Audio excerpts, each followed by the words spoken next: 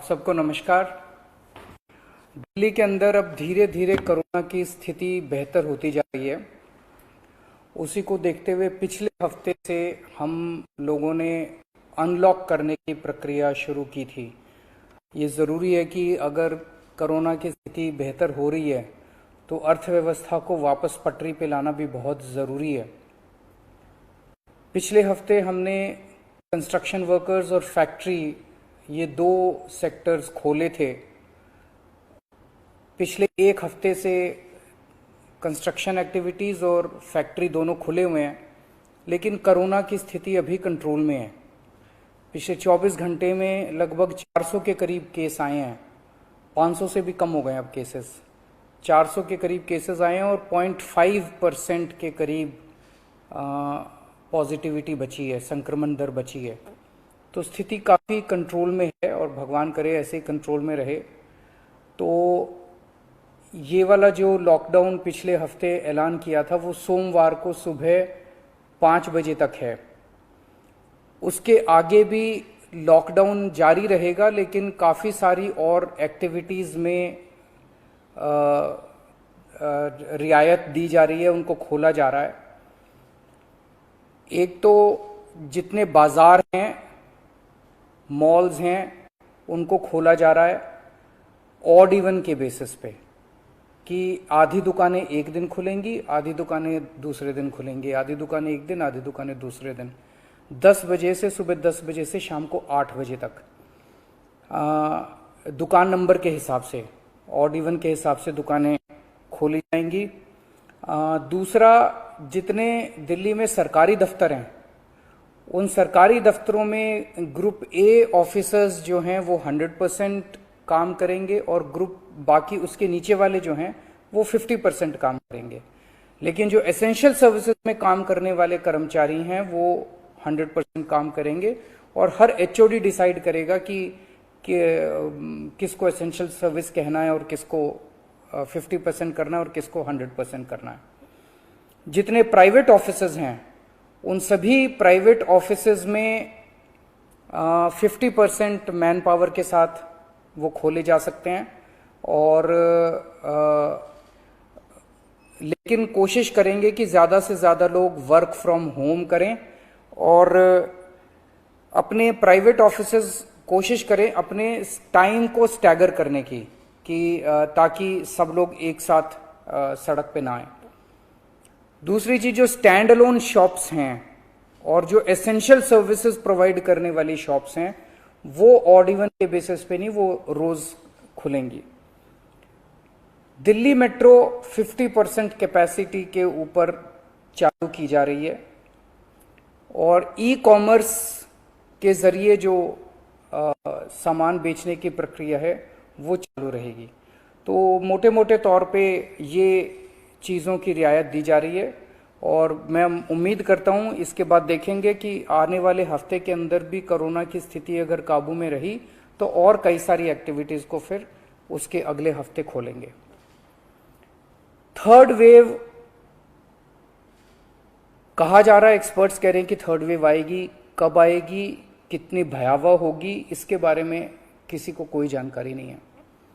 लेकिन एक जिम्मेदार सरकार होने के नाते हमारी जिम्मेदारी बनती है कि उसकी पूरी तरह से हम तैयारी करें, ताकि अगर थर्ड वेव आती है, अगर बहुत भयानक होती है, तो सरकार उस वक्त जनता के लिए तैयार हो। इसकी तैयारियां पूरे जोर शोर से दिल्ली सरकार के अंदर चल रही हैं और कल लगभग 6 घंटे तक मैंने 2 अलग अलग मीटिंग ली, एक्सपर्ट्स के साथ बात की, जिन ऑफिसर्स ने अभी कोरोना के दौरान काम किया था उनके साथ बात की। हमने 2 कमिटीज़ बनाई हैं, उन दोनों कमिटीज़ के साथ मैंने बहुत डिटेल में चर्चा की।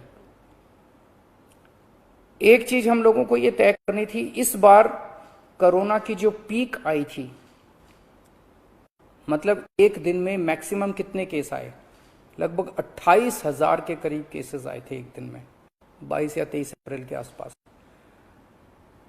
अगली पीक कितनी हो सकती है, तो ये तय किया गया कि अगली पीक 37,000, एक्सपर्ट्स के साथ बात करके, ऑफिसर्स के साथ बात करके, सबके साथ बात करके, कि 37,000 पीक मान के इसकी तैयारी शुरू की जाए।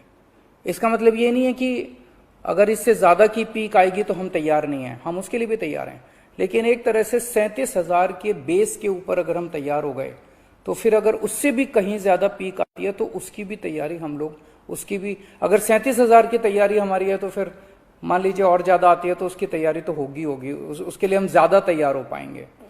तो 37,000 को एक तरह से बेस माना जा रहा है। 37,000 की पीक की तैयारी के हिसाब से अब सारे कैलकुलेशंस किए जा रहे हैं कि अगर 37,000 की पीक आती है तो कितने बेड्स की जरूरत पड़ेगी, कितने आईसीयू की जरूरत पड़ेगी, कितने उसमें से बच्चों वाले होने चाहिए, कितनी ऑक्सीजन की जरूरत पड़ेगी, ये सारी चीजें, अब कितनी दवाइयों की जरूरत पड़ेगी, ये सारी चीजें अब कैलकुलेट की जा रही हैं। एक पीडियाट्रिक टास्क फोर्स अलग से बनाई गई है। वो पीडियाट्रिक टास्क फोर्स ये तय करेगी कि जितने हमारे ऑक्सीजन बेड्स होंगे उसमें से कितने बच्चों के होने चाहिए, जितने आईसीयू बेड्स होंगे उसमें से कितने बच्चों के होने चाहिए।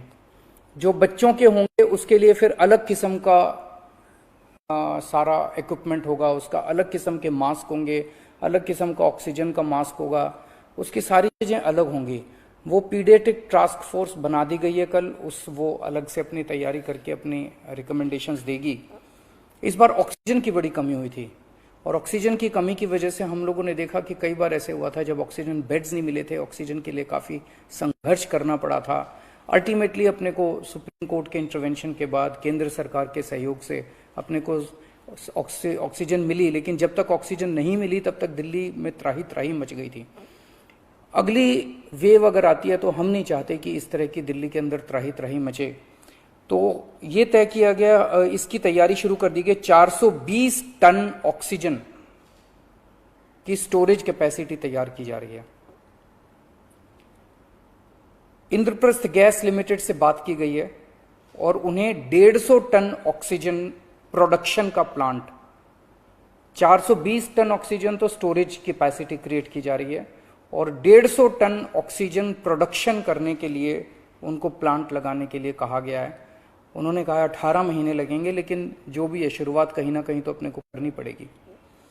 इसके अलावा इस बार सबसे बड़ी दिक्कत आई थी टैंकरों की। ऑक्सीजन के टैंकर नहीं थे दिल्ली में, दिल्ली इंडस्ट्रियल स्टेट नहीं है, इसीलिए अपने पास ऑक्सीजन टैंकर है ही नहीं दिल्ली में। तो 25 ऑक्सीजन टैंकर्स खरीदे जा रहे हैं ताकि अगर इस तरह की दिक्कत आए ऑक्सीजन की तो हमारे पास अपने टैंकर होने चाहिए। 64 छोटे छोटे ऑक्सीजन के प्लांट्स लगाए जा रहे हैं, वो ऑलरेडी लग रहे हैं और हमें उम्मीद है कि अगले कुछ हफ्तों के अंदर, 1-2 महीने के अंदर ये 64 ऑक्सीजन प्लांट्स लग के तैयार हो जाएंगे। अब ये जो हमने डिसाइड किया कि 37,000 केसेस की पीक के हिसाब से हम काम करेंगे, तो उसके हिसाब से तय किया जाएगा कि कितने ऑक्सीजन बेड्स की जरूरत होगी, कितने आईसीयू बेड्स की जरूरत होगी। उसके हिसाब से फिर तय किया जाएगा कितने ऑक्सीजन सिलेंडर्स की जरूरत होगी। जैसे अभी थोड़े दिन पहले हमने 6,000 सिलेंडर चाइना से इंपोर्ट किए थे, तो और कितने ऑक्सीजन सिलेंडर्स की जरूरत होगी और कितने ऑक्सीजन कॉन्सेंट्रेटर्स की जरूरत होगी।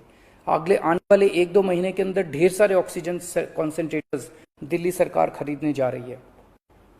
दवाइयों को लेकर 2 अहम निर्णय किए गए। एक तो ये कि इस वेव में ये देखा गया कि व्हाट्सएप खूब तेजी से, व्हाट्सएप के ऊपर दवाइयां खूब तेजी से प्रिस्क्राइब की जा रही थी और उसके ऊपर मतलब बात फैल जाए कि ये दवाई बड़ी अच्छी है तो पूरे समाज के अंदर, पूरे शहर के अंदर, पूरे देश के अंदर उस दवाई की अफरा तफरी मच जाती है।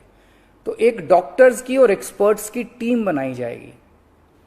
अगर किसी दवाई की डिमांड होती है तो वो डॉक्टर्स एग्जामिन करके बताएं कि इस दवाई से कोरोना में फायदा होगा कि नहीं होगा। अगर डॉक्टर कहते हैं होगा तो सरकार उस दवाई को मुहैया कराने की कोशिश करेगी, और डॉक्टर अगर कहते हैं कि ये दवाई बिल्कुल बेकार है, इससे कोरोना में कोई फायदा नहीं होगा और लोग इसके पीछे भागना बंद करें, तो जनता को उसके बारे में जागरूक किया जाएगा कि इस दवाई के पीछे भागना बंद कीजिए। एक ये। दूसरा, जो जो इंपॉर्टेंट दवाइयां हैं उनकी लिस्टें बना ली गई हैं, उसका कितना बफर, कितना स्टॉक चाहिए होगा उतना बफर स्टॉक क्रिएट किया जाएगा। एक्सपायरी डेट्स किस दवाई की कितनी है, एक्सपायरी डेट्स को ध्यान में रखते हुए उन सभी दवाइयों का बफर स्टॉक क्रिएट किया जा रहा है ताकि अगर जरूर, और प्राइवेट अस्पतालों के भी आदेश दिए जा रहे हैं कि वो भी अपने बफर स्टॉक्स इस तरह से तैयार रखें ताकि अगर महामारी आती है तो हम उसके लिए तैयार रहें। इसके अलावा 2 जीनोम सीक्वेंसिंग लैब्स बनाई जा रही हैं एलएनजेपी हॉस्पिटल में और आईएलबीएस में, ताकि हमें भी पता रहे कि दिल्ली के अंदर जो भी वेरिएंट आ रहा है वो वेरिएंट कौन सा वेरिएंट है, पुराने वाला है या कोई नया वेरिएंट आ गया है, और हमें इस बारे में क्या एहतियात बरतने की ज़रूरत है, हम एक्सपर्ट से पूछ सकते हैं। तो ये बहुत सारी चीज़ें कल चर्चा हुई, ये कुछ चीज़ें मैंने आपको बताई हैं और आपको यही आश्वासन देना चाहता हूं कि आपकी सरकार पूरी तरह से 24 घंटे लगी हुई है इसमें। मैं उम्मीद करता हूं कि अब कोई तीसरी वेव नहीं आनी चाहिए, उसके पहले हम कोशिश करेंगे अपने लोगों को वैक्सीनेट कर दें, लेकिन अगर तीसरी वेव आती है तो लोगों को तकलीफ नहीं होनी चाहिए, इसके बारे में हम पूरी कोशिश करेंगे। नमस्कार।